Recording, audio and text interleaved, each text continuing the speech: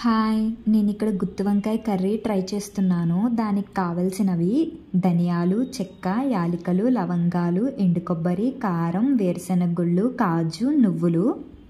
ఇలా పౌడర్ అయిన తర్వాత అందులో ఒక ఆనియన్ వేసుకున్నాను. నెక్స్ట్ అల్లం వెల్లుల్లి పేస్ట్ కూడా వేసుకున్నాను. ఇక్కడ నేను ఏవైతే బ్రింజల్ తీసుకుంటున్నానో వాటిని 4 సైడ్స్ కట్ చేసుకొని వాటిని సాల్ట్ వాటర్లో సోక్ చేసి ఉంచాను.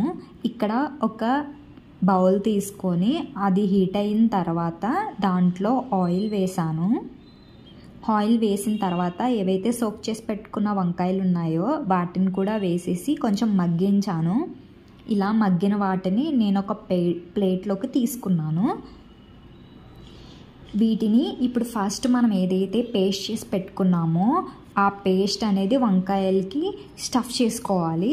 వంకాయల్లో ఆ స్టఫ్ అంతా పెట్టేసిన తర్వాత ఇదే ప్యాన్లో నేను ఇంకొంచెం ఆయిల్ వేసుకున్నాను. వేసుకొని అందులోనే ఇప్పుడు మస్టర్డ్ సీడ్స్, జీలకర్ర, కరివేపాకు కూడా వేసుకొని కలుపుకున్నాను.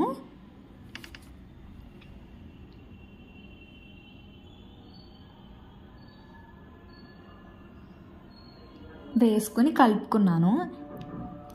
ఇక్కడ ఆనియన్, మిర్చి ఏదైతే నేను కట్ చేసుకున్నానో వాటిని కూడా ఇందులో వేసేస్తున్నాను.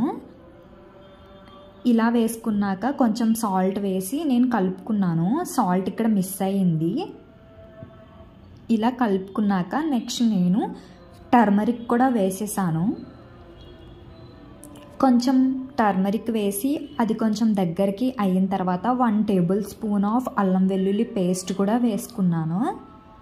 అది కూడా కొంచెం పచ్చివాసన పోయే వరకు కలుపుకుంటున్నాను. ఇలా కలుపుకున్న తర్వాత ఇక్కడ నేను రెడ్ చిల్లీ పౌడర్ కూడా యాడ్ చేశాను. యాక్చువల్లీ నేను మిర్చి ఎక్కువ వేయడం వల్ల రెడ్ చిల్లీ తక్కువ వేసాను.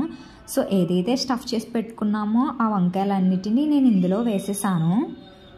వేసిన తర్వాత కొంచెం వాటర్ వేసాను.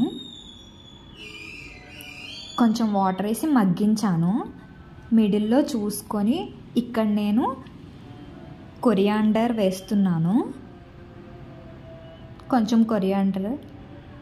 అంతే, గుత్తి వంకాయ కూర అయిపోయింది.